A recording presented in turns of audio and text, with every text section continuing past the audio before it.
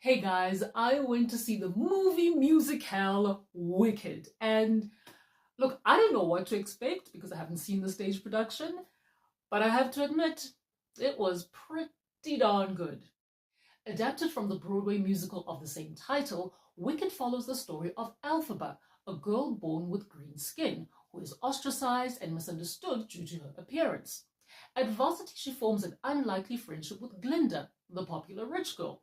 However, after meeting the Wizard of Oz, their friendship reaches a crossroads. So I like my musicals happy and joyful and exhilarating. This was not that for me anyway. This was actually heartbreaking and thought-provoking with some fabulous show tunes thrown in. Listen, defying gravity and popular tunes. Anyway, really great story, but just far too long. 2 hours and 41 minutes for part one. The stage musical is 2 hours and 45 minutes with intermission. So technically, it's 2.5 hours long, and it's the whole story, not just part one. I get it, guys. Some of the musical numbers just went on for too long, and they just could have gotten to the point a lot quicker. Otherwise, I'd be telling you about the whole story, not just part one.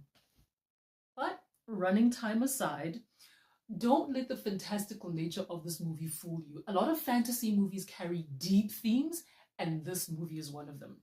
Obviously, friendship is a big one, but also prejudice and bullying and othering people because they're different and people's need for love and acceptance. There were also some racial undertones there, which I'll get to later. But what really surprised me was the political aspect in this movie. I was like, wait a minute, what's happening? A Mandela? What's going on? No lie, there's a scene in that movie that reminded me so much of Sarafina and Miss Masambuko. I was like, oh, that's almost like Sarafina. And as Benedict. I mean, controlling and manipulating the masses for political power, juxtaposed with political activism. I was like, there is a lot going on in this story. It was really good.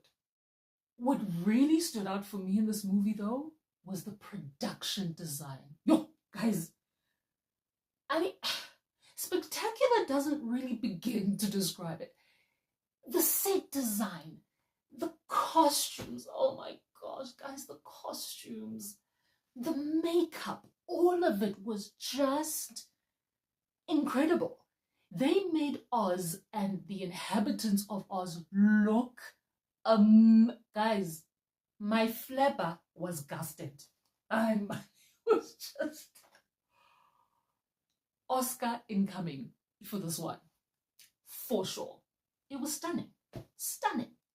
Not to mention the visual effects and the cinematography and the camera movements, particularly during the song and dance numbers, outstanding.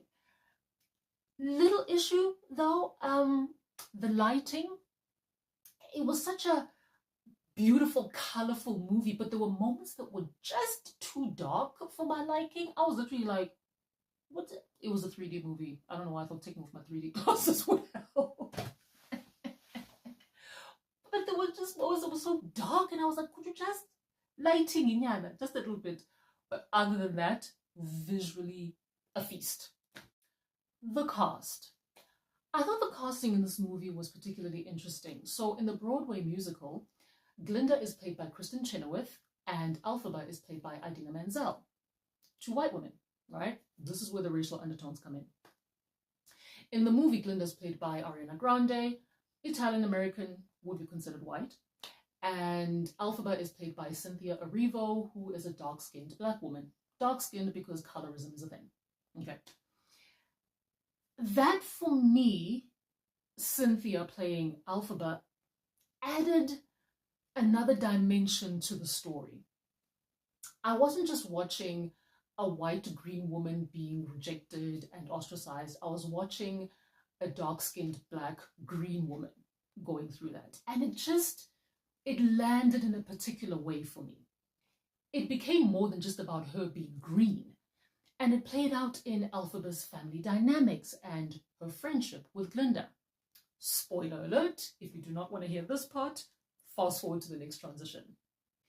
It bothered me that the only reason the students started to accept Elphaba was because Glinda accepted her first. It wasn't on Elphaba's own merit or on her own terms. It was because she got approval from the popular rich white girl. And it was giving white savior, and it just didn't sit well with me.